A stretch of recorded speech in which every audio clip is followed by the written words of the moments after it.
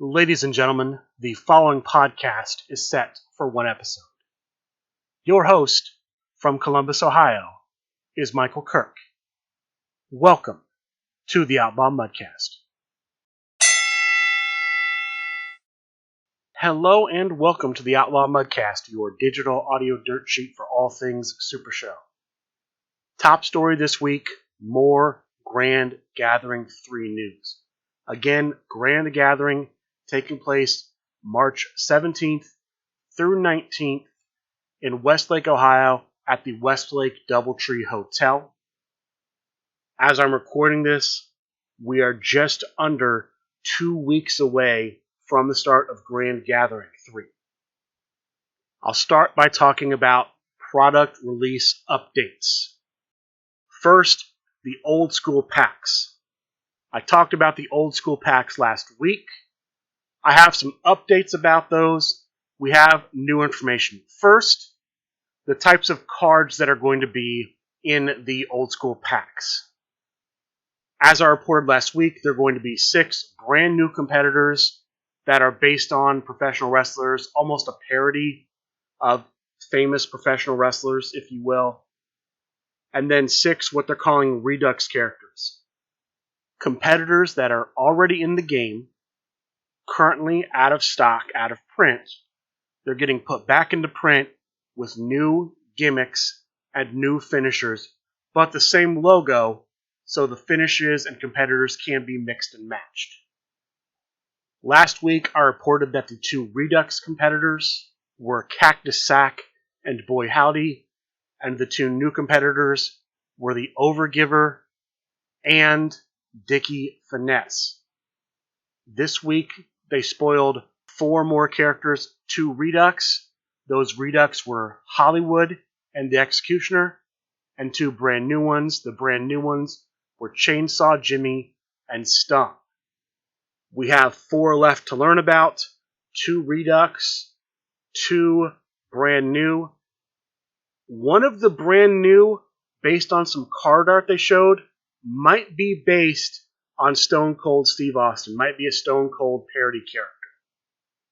We already have a character in the game, Lone Star, I believe is his name, that's similar to the Stone Cold Steve Austin look. But this is going to be a more direct parody of Steve Austin, if my reading of that card art is correct. I also have a source that's told me one of the Redux characters is going to be El Blanco Diablo. That is unconfirmed. I don't know if that's true. Again, I only have one source. Nothing is actually confirmed until it's revealed or in players' hands. But I have a rumor, based on one source, El Blanco Diablo will be one of the remaining 2 Redux competitors to be revealed. We'll find out how accurate that is Wednesday. I presume next Wednesday they will reveal the remaining 4 competitors in the old school packs, and they will reveal the remaining 1 through 27. They did a second wave of 1 through 27 this past week, although I think they might have skipped the 16 through 18s. If you're interested in seeing what those cards were, check out Talk of the Universe, last week's episode, last Wednesday's episode. They'll have those up there. I believe they're putting those on their YouTube page as well, so check out YouTube because Twitch shows only stay up for so long. Speaking of the 1 through 27 cards that are going to be in the old school packs, we have more information about that. Last week, I was under the impression that they were making 3 brand new 1 through 27 decks, and you would get in these old school packs one of the brand new decks. You'd get one of the 3 brand new sets of 1 through 27. That is incorrect. They have elaborated on what's going to be in the old school packs.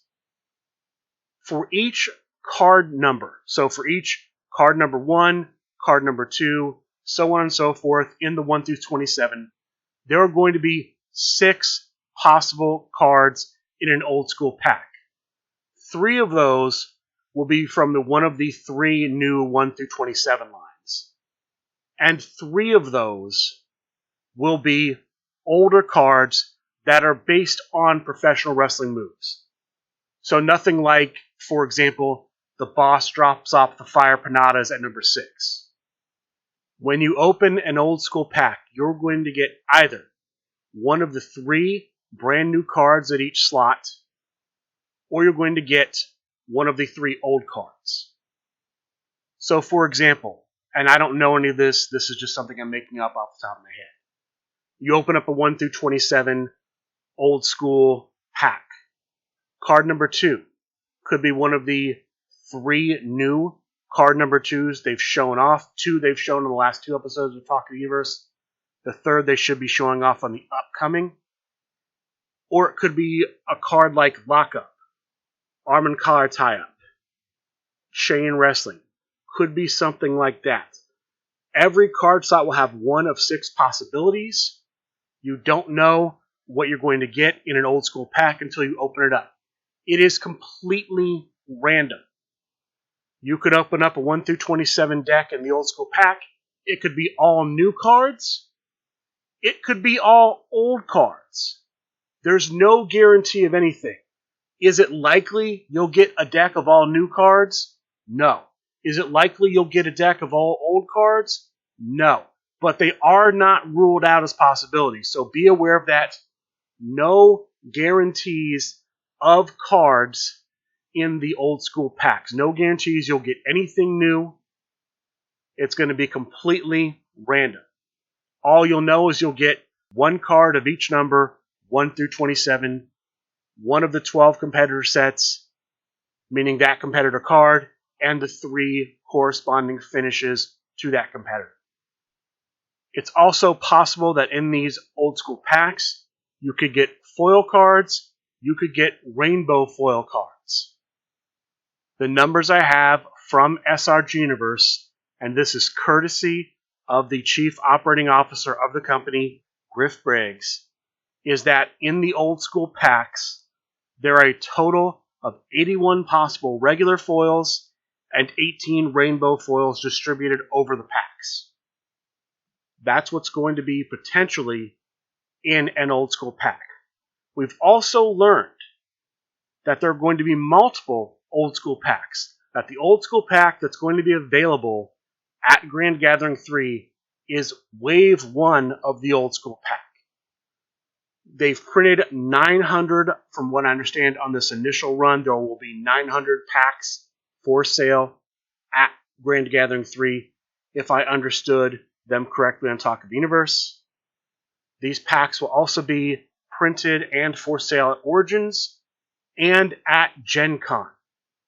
So the Wave 1 old school packs will be in play from now through August at Gen Con. I don't know if these will be on sale on the website or only at these conventions, but we know from their announcements they'll be at Grand Gathering 3, they'll be at Origins, they'll be at Gen Con. We've also learned more information about future waves. There are going to be 3 waves as of right now of the old school packs. Wave 1 will have the 12 different competitors, 3 new cards in the slots 1 through 27 per slot, 3 old cards. Wave 2 will have 3 brand new Wave 2 cards in the 1 through 27 slots. And they'll also potentially have 3 Wave 1 cards. So, in the Wave 1 packs, 6 possible cards per slot, 3 old, 3 brand new to Wave 1. In Wave 2, there will be 6 possible 1 through 27s per slot, 3 from Wave 2, 3 from Wave 1.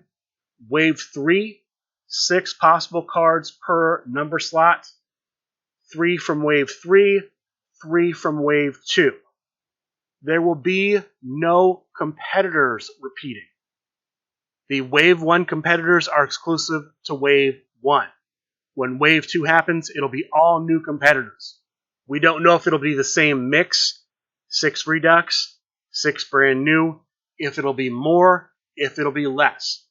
All they've told us so far is about the 1 through 27s, same with Wave 3. They've also announced that for collectability's sake, they will mark on the cards which cards came from which wave. So the 3 Wave 1 cards in Wave 1 will be marked that they're from Wave 1. In Wave 2, those same cards, this Wave 1 cards in Wave 2, will be marked that they came from Wave 2 and not from the original Wave 1. When Wave 3, the reprinted Wave 2 cards will be marked that they came from Wave 3 and not from Wave 2. They're going to be doing that, I believe, for collectability's sake. It should not affect playability from what I understand. Those are the old school packs. Again, no new price information. Look for them to be around $25 a pack. There's going to be a new release bundle at Grand Gathering 3. They are releasing 10 new competitors and 9 singles cards. The expected price for that new bundle, $150. Again, that could change at Grand Gathering 3, but that's the current price for the new competitor bundle. There's going to be an over-the-top bundle as well. So if you're going to Grand Gathering 3, you want to play in the Grand Battle, you don't have a lot of over-the-top cards, they will be selling a bundle of over-the-top cards there. No pricing information. I also do not know if the bundle will include the greatest over-the-top card of all time, Straddle over the top rope, or if it will be instead the inferior version, Straddle over the top rope. We'll have to find out. I'm assuming Straddle. Straddle is the newer printing. We'll just have to see. There's been a little bit of an update to the Grand Gathering 3 promo list. I talked about that last week. Of course, the 3 stops at cards number 1 through 3 that stop cards with over the top in the name. The 3 foil gathering cards at 10 through 12, gathering the kendo stick, gathering the steel chair, gathering the ring steps. Those will all be foiled. They'll all have the Grand Gathering 3 logo on them. Not sure about the 1 through 3 cards I just mentioned. There's going to be that over-the-top promo. I believe it's at number 13. I believe it's Toss Your Son over the top, because at 14 there's a Toss Your Dad over the top. I might have those names reversed, but there's that over-the-top promo at 13. And then, and this was brand new in the comments in the chat during last week's Talk of the Universe, you're going to get 2 free random competitors when you sign up for an old school pack draft event. The last thing I have to talk about are independent competitors. We know that there is going to be a new Flip Gordon competitor set. We don't know about any other independent competitors releasing at Grand Gathering 3. We know that there will be a few independent wrestlers at Grand Gathering 3. One of those, Flip Gordon, will be there Friday. Madman Fulton will be there Saturday. And then there's been a third independent wrestler announced for Grand Gathering 3. Someone I'm not too familiar with, Brimstone. Again, I don't know anything really about Brimstone. He will be there. The announcement did feature art with him on it, so it is possible, perhaps even likely, we will see a competitor set from him come out at Grand Gathering 3 too. As far as Madman Fulton goes, don't know if he's getting a new set or if he's just going to be a guest. But we have 3 guests confirmed. Flip Gordon, I believe, for the 17th only. Madman Fulton, I think for the 18th only. I could be wrong there. And then Brimstone, not sure when Brimstone will be at Grand Gathering 3. But those are the 3 independent wrestlers announced for GG3. That's going to do it for product and guests.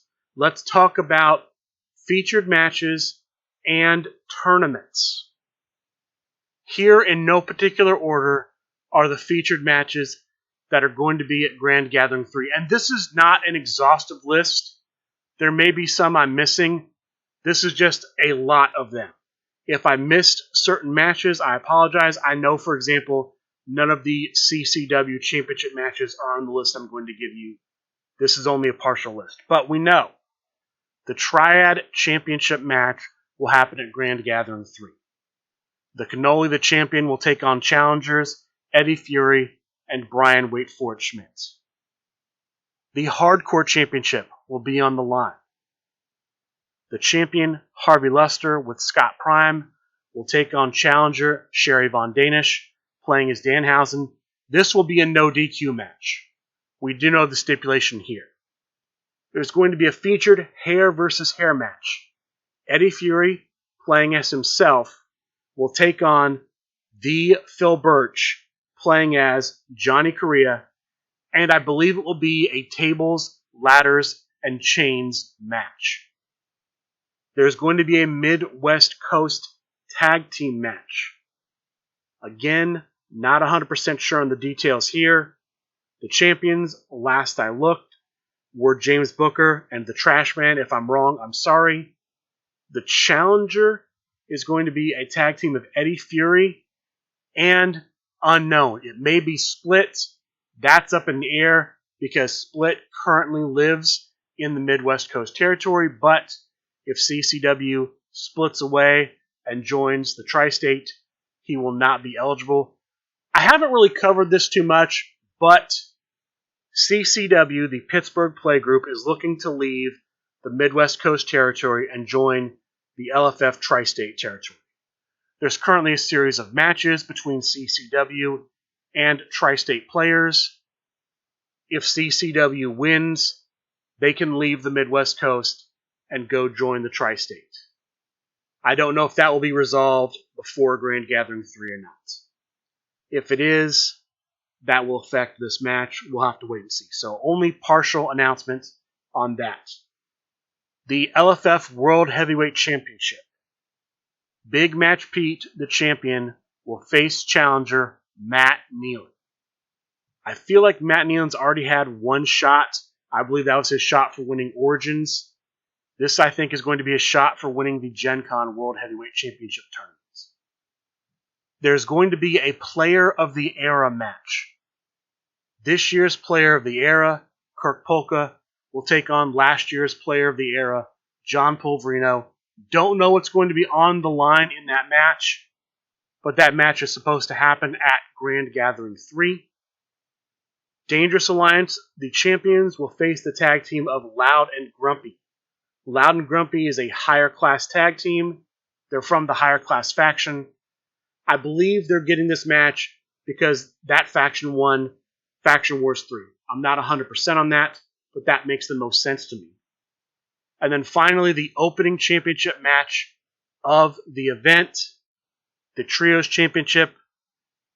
Bobby, Mother Loving Ohio, the champion with the firing squad, will square off against challenger Chugonomics, playing as Warlords of the Sea. Those are pretty much the featured matches I'm aware of. I didn't mention Bombada versus the Great Outdoors. That's one of them too. I've talked about that on previous shows. If there are any others that I missed, I apologize. Oh, there is one other that I missed. The champion of the six-stop format, the Deep Six champion, Yasmin, will be defending her championship at Grand Gathering 3.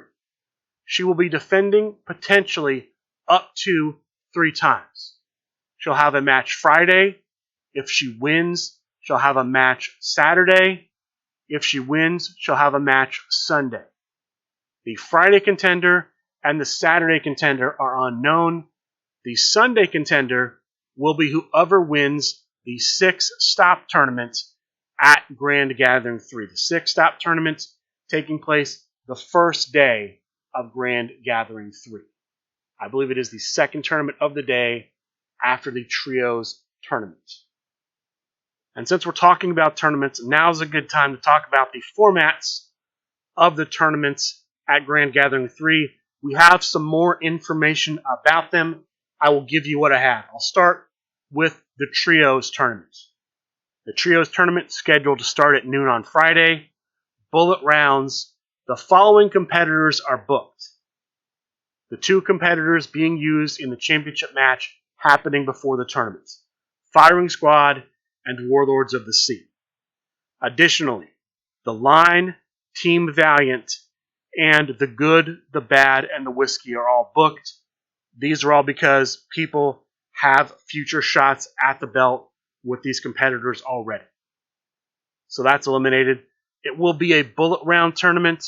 The hope is to get as much done as possible, and if it needs to spill over, if the top cut needs to spill over later, it can spill over later. Next, let's talk about the tag team tournament. The tag team tournament scheduled to take place at 11 a.m. Saturday. The following competitors are booked for the tournament. The original version of General Manager John Calais, Combat Chris, Big Bad Bobby D, Amazing Red, Drunken Master, Johnny Eldorado, and Premolado. All those competitors are booked. People, when playing in the tag team tournaments, each partner must use a different entrance card. So, hypothetically, Loud and Grumpy are playing in the tag team tournament. If the Grump is using Director of Operations, Loudmouth Leo can't use Director of Operations. He must use a different entrance card. That's what that means. We also learned that the tag team of Howling at the Golden Moon will at some point get a shot at the LFF Tag Team Championship. Howling at the Golden Moon is the tag team of Johnny Eldorado and Rick Rocket Gonzalez. Next tournament, Hardcore Tournament. The Hardcore Tournament is scheduled to take place 4 p.m. Saturday. That's the opening rounds, with the top cut finishing up 2:30 p.m. Sunday. The way it's going to work is this. Players are going to be divided up into pods of 6. Those pods of 6 will either be using TLC, mini tournament formats, tables, ladders, and chains, or SSC, mini format, which is kendo sticks, ring steps, and steel chairs. So either TLC, tables, ladders, and chains, or sticks, stairs, and chairs. If you're in a TLC pod, there will be 3 singles matches. 1 singles match will be played with the table stipulation, 1 with the ladder stipulation, 1 with the steel chain stipulation. The winners of those 3 matches will play in a triad match using the tables, ladders, and chain stipulation. The winner of that makes the top cut, goes on to play Sunday. If you're in an SSC pod, 2 players will face off in a kendo stick match, 2 players in a ring step match, 2 players in a steel chair match. The winner of each of those matches will go on to be in a triad, sticks, stairs, and chairs match. The winner of that sticks, stairs, and chairs match will make the top cut, will go on and play Sunday. They will keep playing in that format when they make the top cut until we get to the final 2. The final 2, the finalists, will play a no DQ match. The winner will get a shot at the Hardcore Championship. That's not the only way you'll be able to win a shot at the Hardcore Championship, though. Additionally, if you play in draft events and you win draft events, when you win a draft event, that puts you in a mini tournament to take place online at a future date and time where you could potentially win a shot at the Hardcore belt. If you win multiple draft formats, you'll be able to pick the competitor that you used out of the competitors you won. So hypothetically, you're in an old school match. You're in an old school draft event. You win the first old school draft event with Dickie Finesse. You win the second old school draft event with Cactus Sack. When you make the mini tournament, you can use either Dickie Finesse or Cactus Sack in the mini tournaments. It's up to you. That's what I have about the Hardcore. 6-stop tournament. This is the tournament scheduled for 3 p.m. Friday. The following competitors are booked for that tournament. Amazing Red, Theo the Greek Neo, Ra Ra Perry, Joseph Ritchie, Master Osmodeus, the Keeper of Prisoners, and the mercenary Flip Gordon. They are all booked. It's going to be standard matches in the bullet round portion. It'll be bullet rounds. And then in the top cut, they will either be standard singles matches or perhaps main event matches. It'll depend on the decision of the GM of that event, the judge Tim Riley, on the day. That's mostly going to do it for what I have for Grand Gathering 3 news. There are a couple of things I'm going to talk about next that have some relation to Grand Gathering 3. The first is the number 1 contender tournament.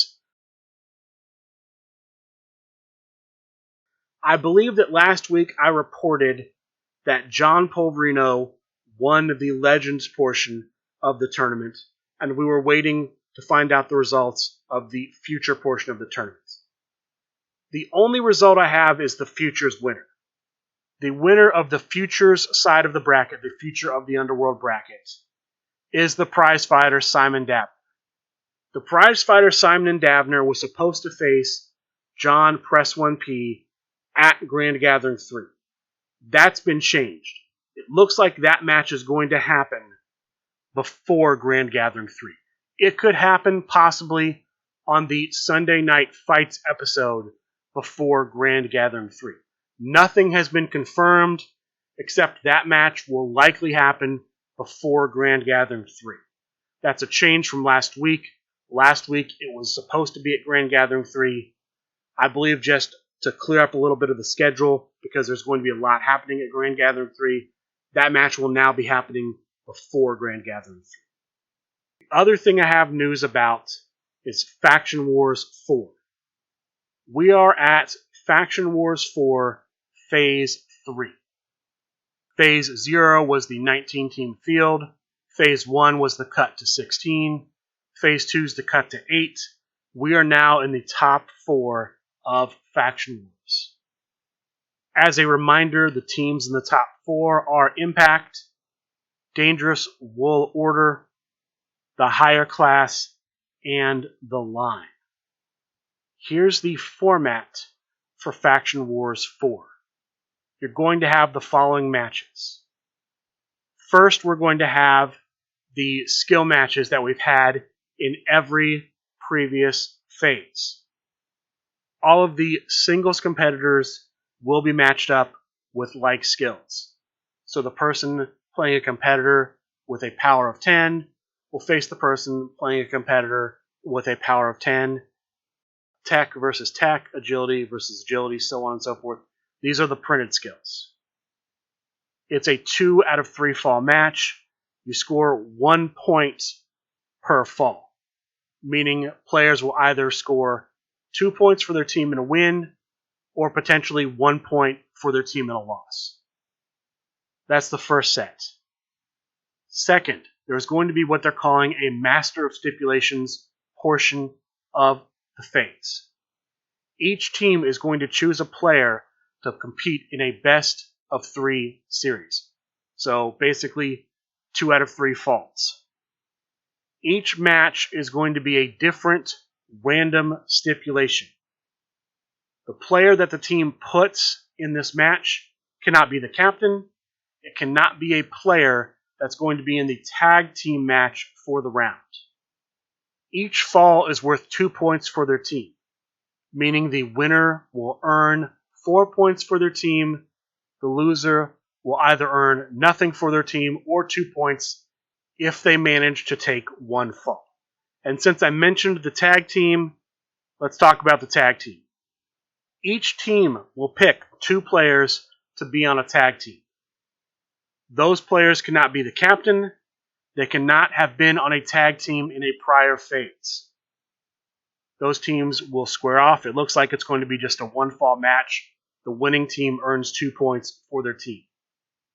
Tornado and Trio. The Tornado players will face off. The Trios players will face off for their teams, 1-on-1. It looks like 1 fall, 2 points for winning the fall.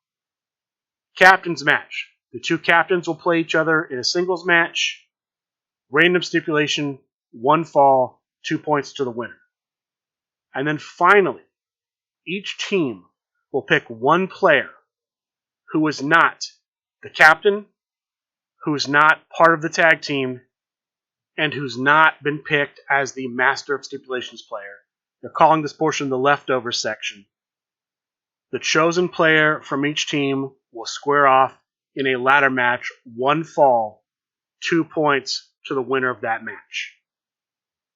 Players have until March 15th to submit their deck lists. Matches can happen at any point after the deck lists have been sent in. There's a request to play these matches at Grand Gathering 3. So we may see Faction Wars matches at Grand Gathering 3, but it is not mandatory. It is not mandatory unless the general manager decides to make it mandatory.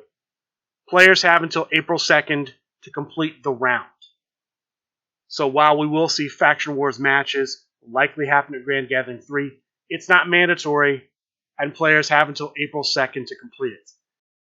That's all I have for Faction Wars 4 news. I will give you more when I have it. I have no Rising Star 3 news. The round of 16, which I reported on last week, is underway. Some of the matches have completed, some have not. I'll give you the top 8 when I have it. 2023 Create a Competitor Competition news. I reported last week, round 1, match 1 was complete. Match 1 was the Foreman versus Jorgito International Cool versus the Tartan Terror. The winner of the match was announced on the last episode of Talk of the Universe. The winner, the Foreman. The Foreman is moving on to round 2 of the CCC. The next match will not be announced until after Grand Gathering 3. Presumably March 22nd, that is the Wednesday after Grand Gathering 3. I am not a fan of this. We talked last year a lot about the delays. And so we are already, after just one match, introducing a big delay in the CCC. I don't see why they could not, this week, March 1st, that was the Wednesday, announce match 2. Have match 2 start on March 8th. Have it complete on March 11th. Report the results on March 15th. Take that week off because that's the week of Grand Gathering 3. And on March 22nd, announce the competitors in match 3. Have match 3 on March 29th. Instead, we're going to skip 4 weeks, announce the match on the 22nd, unless there are further delays, and then have the match happen on March 29th. Meaning, there will be 5 weeks between the time match 1 launched and the time match 2 launches. I don't like that because, again, I don't think the delays are good. I also think this hurts the momentum of the contest. Once the contest starts, you want it to keep rolling, and now here we are taking basically a month off. We're basically taking all of March off for the CCC. Assuming the CCC Match 2 Round 1 starts on the 29th, it won't finish until April 1st.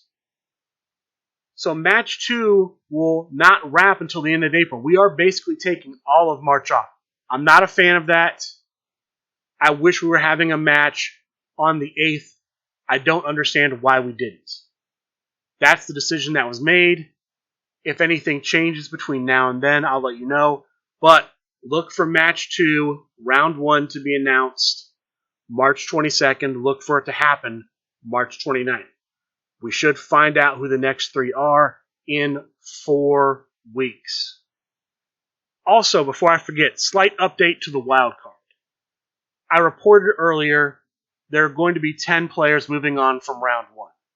The 6 Round 1 winners, JAC getting a bye into Round 2, and then 3 wild cards. One chosen by Pat Mulligan, one chosen by Steve Resk.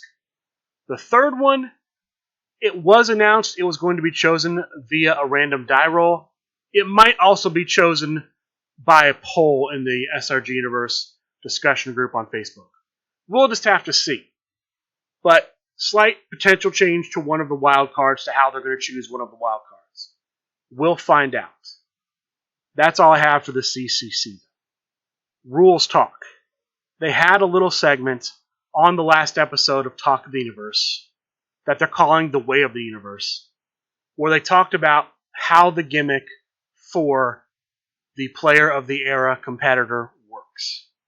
If you're interested in how that works, check out the last episode of Talk of the Universe. I just wanted to mention a couple things. So, one of the things that came up in that discussion were who you can tag for rules questions. Steve threw out a few names. Those names were, of course, himself, John Polverino, Jacob Maynard. He also threw out Chugonomics, a.k.a. Dom Buchter, and Sean Loeb. Those are people you could potentially tag. So, next time you have a rules question, tag them. I'd appreciate if you tag me too, if for no other reason than I could potentially report on the rules question on the podcast. And since we're talking about rules, let me bring this up right now here too. You may have heard me on past shows talk about potentially doing a rules show. I haven't really made much progress with that, and here's why. It's something I'm going to bring up at Grand Gathering 3 as well. I don't know if it would be possible to ever do a rules show in this game without Steve Resk being directly involved. Because one of the things I've observed, it's one of the many reasons why I've thought about doing a rules show, is that in this game, we ultimately only have one rules authority, and that's Steve Resk.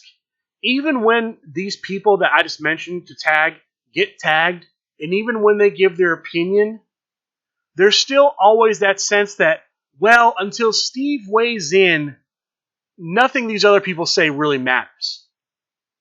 So that's kind of where I am with the rules show. I don't know right now if it's going to be worth it if I can't get Steve involved. And with them now doing this Way of the Universe segment on the show, that might just kill any chance of that happening. Because I would now be asking Steve to be part of a show that competes directly with his company's own show. So, any potential rules discussion show I might want to do, that's kind of up in the air right now. That's where we are right now with that. If you've been curious, because you heard me talk about that on past shows, that's my current thought process on the potential of that show. Those are the big stories pretty much outside of featured matches and online tournaments. Couple of odds and ends. This past Friday, a new alt-art deck released on supershowthegame.com. Apparently this is a deck based on the previous Kickstarter. I don't know if now is also the time to request your alt-art cards from that Kickstarter. I posted the question. I didn't get an answer. Hopefully we'll find out more. But that's on sale. Also, a new weapons line went on sale. That is the ability to commission art for a new weapons line. That's the microphone weapons line. We had guitars previously. That's all complete. Microphone is up next. I believe they're $90 per card. So if you want to commission some art to put on these potential microphone cards, you are welcome to do so. That is available to you. Now let's talk about featured matches. Outside of Sunday Night Fights, which I'll talk about at the end of the show, there were 2 featured matches that I'm aware of from this week. The first, Tuesday night, was for the Intergalactic Championship. The current Intergalactic Champion, the Dread Pirate Tech Support Simon Strauss, took on challenger Hold the Line Harry. The challenger was playing as Gabby Ortiz. The champion was playing as Big Bad Bobby D. Standard singles match. Went quite a while. At crowd meter 0, the first finish to hit all night wins the game, and so the winner of the Intergalactic Championship match, still champion, the Dread Pirate Tech Support. Congratulations to him for his victory. The other featured match was a match that was supposed to happen on the previous Sunday Night Fights. It got rescheduled till after Talk of the Universe. This was a dark match between Edo Ortiz, playing as Lone Bear and Cub, and Thebes Pinckney, the People's Casual, playing as Alton Black. This match went to crowd meter 1. The winner here, Edo Ortiz. Congratulations to Edo for winning the Wednesday night match. This brings us to the online tournaments from this past week. There were only two. Only two. The first, Monday night consigliere fights. There were 20 players Monday night. Group stages, 5 groups, 4 players per group. Top 2 from each group advanced. So we have 10 players making the top cut. 6 players got a bye into the round of 8. The other 4 played off. Singles matches, main event. In the top 8, all of the matches were steel chair matches. In the semifinals, all of the matches were steel chain matches. And the finals match was a TLC match. It looks like the third place match was as well. The top 4 here were, in 4th place, playing as Macho Manny, Dwayne Rainey. In 3rd place, playing as Emo Ma'am herself. The finalists were Candyman, playing as Candy Ma'am, and Hold the Line Harry, playing as the original Mr. Snap. The winner of the Monday Night Consigliere fights is Hold the Line Harry. Hold the Line Harry, per the general manager's award system, I don't know what you want to call it, but per the general manager's decree, will get to choose his entrance spot, his entrant order in his opening pod in the Grand Battle. Congratulations to him for doing that. Thursday night, we have Chibi's Thursday night fights. It looks like there were 21 players on Thursday night fights, 4 groups, 3 groups of 5, 1 group of 6. Top 2 from each group advanced into the top cut. In the top cut, in the quarterfinal round, all of the matches were New York Rules matches. In the semifinal round, all of them were Beast Unchained matches. And I do not see a stipulation listed for the finals. The top 4 were the Italian Mambata playing as Cheshire, Drew Madsen playing as Slime Girl, your finalists, Jason Falsone as Kenny Omega, and John Polverino as Theo the Greek Neo. Your winner, John Polverino. Now, John Polverino has already won a Monday or Thursday event, so he already had the ability to choose his entrance order. I believe he was able to give this away, and he ended up giving it to Uncle Bradley. So Uncle Bradley also will be able to choose his entrance spot at the Grand Battle at Grand Gathering 3. There was supposed to be a Friday event. That event did not launch. So these were the only 2 online tournaments that I'm aware of from this past week. This brings us to Sunday night fights. But before I go into Sunday night fights, we have some late breaking news. It's been announced that there's going to be a sticks, stairs, and a chairs draft set. They've done these in the past with the Birdcage and the Hardcore when those released. They came with a 6-player draft set. It's enough cards for 6 players to draft full 1 through 27 decks and competitors, and then play in sticks, stairs, chairs matches. They've shown off on the SRG Supershow discussion group on Facebook and the SRG Universe Facebook page all of the cards that are going to be in the set. All of the cards, 1 through 27, all 6 different options at those spots. The set's going to come with 6 random competitors, and it will come with the crowd meter cards, the stipulation cards for kendo stick match, ring step match, steel chair match, and sticks, stairs, and chairs match. That's all we know so far. No word on pricing yet for this. No word on a potential prize pack. I know that when the hardcore set came out, there was an option to buy a prize pack with Sabu as the prize. I know when the Birdcage set came out, I believe the option was to get the new version of Mastered Osmodeus, the second printing of Mastered Osmodeus, new art, same gimmick, same finishes. I know there was an option to buy that with the prize set. I don't have any more details than that. They will give more details out over the next few days. So I will report on that next week's show when I have it. Now let's get on to Sunday Night Fights. Only 2 matches. The first was to determine the next contender for the LFF United States Championship.